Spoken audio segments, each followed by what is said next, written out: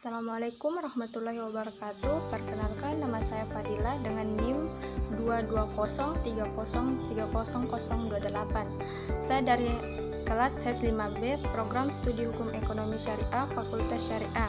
Saya akan menjelaskan materi tentang Undang-Undang Nomor 22 Tahun 2009 tentang Lalu Lintas dan Angkutan Umum. Pertama yaitu substansi hukum.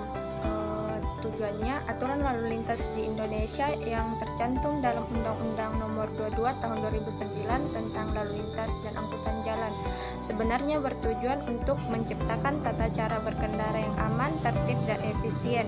Intinya, aturan ini ingin mengurangi risiko kecelakaan dan memastikan keselamatan semua pengguna jalan, baik itu pengendara, pejalan kaki, maupun penumpang. Yang kedua, substansi hukum. Dalam aturan ini ada beberapa hal yang diwajibkan bagi kita sebagai pengguna jalan, contohnya penggunaan helm, penggunaan sabuk pengaman, batas kecepatan, larangan menggunakan ponsel saat berkendara. Yang ketiga, pasal yang berkaitan dengan aturan lalu lintas. Beberapa pasal penting yang sering menjadi dasar aturan ini adalah pertama, pasal 106 mengatur bahwa kita harus berkendara dengan konsentrasi penuh, artinya tidak boleh ngantuk, tidak boleh main HP, dan harus fokus pada jalan. Yang kedua, pasal 107 tentang penggunaan lampu kendaraan, misalnya wajib menyalakan lampu utama motor di siang hari. Yang ketiga, pasal 115 berisi hak dan kewajiban pengendara motor seperti pakai helm dan mematuhi rambu lalu lintas. Yang kedua, kepatuhan dan ketidakpatuhan. Ada dua, yaitu kepatuhan masyarakat. Sebagai masyarakat sebenarnya sudah cukup patuh. Contohnya, banyak orang yang sudah sadar pentingnya memakai helm dan mematuhi lampu lalu lintas, terutama di kota besar seperti Jakarta atau Surabaya. Tidak kepatuhan, namun masih ada juga yang tidak patuh. Beberapa contoh pelanggaran yang sering terjadi yaitu tidak pakai helm, biasanya banyak ditemukan di daerah pedesaan. Alasannya mereka merasa jarak tempuhnya pendek, jadi helm dianggap tidak penting. Yang kedua itu menerobos lampu merah. Ini terjadi bukan cuma di desa tapi juga di kota besar. Banyak yang beralasan buru-buru padahal ini sangat berbahaya. Yang ketiga, main HP saat berkendara. Ini juga sering terjadi apalagi saat jalan macet. Orang suka buka sosial media untuk mengisi waktu.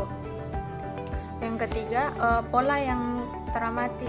Kepatuhan masyarakat ternyata sangat dipengaruhi oleh pengawasan di tempat yang ada kamera tilang elektronik atau polisi lalu lintas berjaga. Kepatuhan cenderung lebih tinggi, tapi kalau di daerah yang pengawasannya minim, orangnya cenderung lebih santai dan mudah melanggar aturan.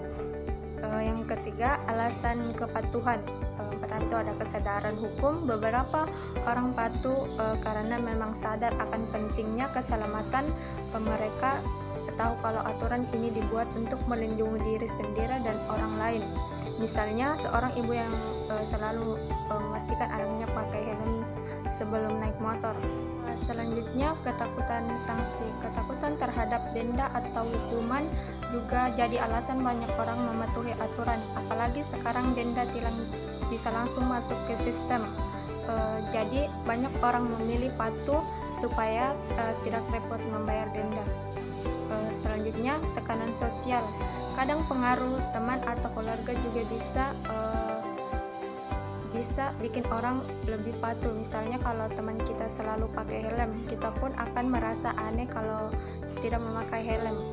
Yang keempat, alasan ketidakpatuhan.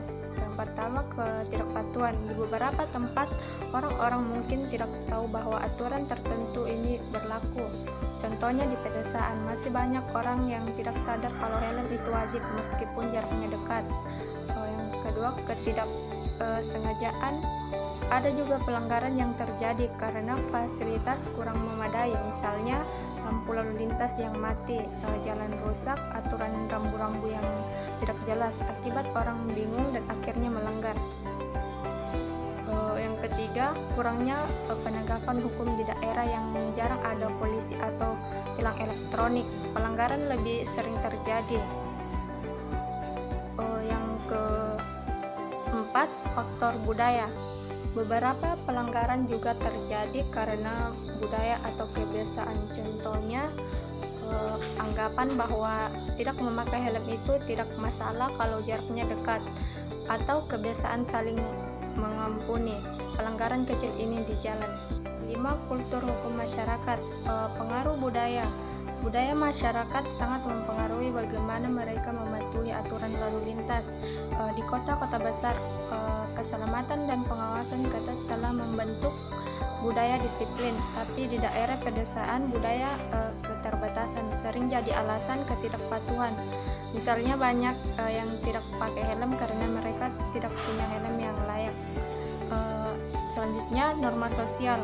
Norma sosial juga memainkan peran penting di komunitas yang menjunjung tinggi keselamatan. Pelanggaran lalu lintas cenderung rendah. Tetapi kalau norma sosial, pelanggaran kecil dianggap bisa dibenarkan begitu saja. Yang keenam, rekomendasi. Yang pertama itu edukasi publik. Sosialisasi aturan lalu lintas harus lebih patuh, terutama di daerah-daerah terpencil, misalnya dengan membuat kampanye keselamatan jalan melalui media sosial atau mengadakan seminar di sekolah-sekolah. Selanjutnya, peningkatan infrastruktur. Pemerintah perlu memastikan fasilitas lalu lintas seperti lampu merah, rambu-rambu dan jalan raya dalam kondisi baik. Kalau fasilitasnya memadai, masyarakat pun lebih mudah mematuhi aturan. Selanjutnya, pengawasan yang konsisten. Tilang elektronik sebaiknya diperluas di daerah-daerah kecil. Selain itu, patroli polisi juga perlu ditingkatkan, terutama di tempat-tempat rawan pelanggaran. Selanjutnya, insentif untuk patuh. Untuk mendorong masyarakat patuh, pemerintah bisa memberikan insentif, misalnya diskon pajak kendaraan bagi yang tidak pernah melanggar aturan selama setahun. Sekian dan terima kasih. Wassalamualaikum warahmatullahi wabarakatuh.